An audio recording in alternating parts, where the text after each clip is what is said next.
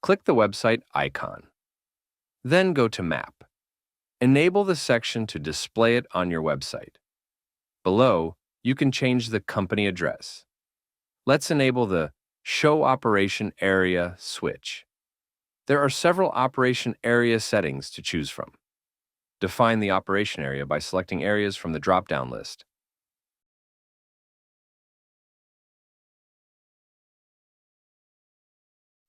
You can also set your operation area using a radius distance from the headquarters.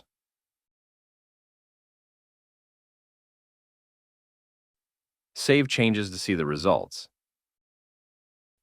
If you provide your services at the company's location, choose the Headquarters Only option. You can also define the operation area by listing the zip codes. Save the changes. The Map widget also allows your clients to quickly set a route to your company's location. IKOL, AI for Business.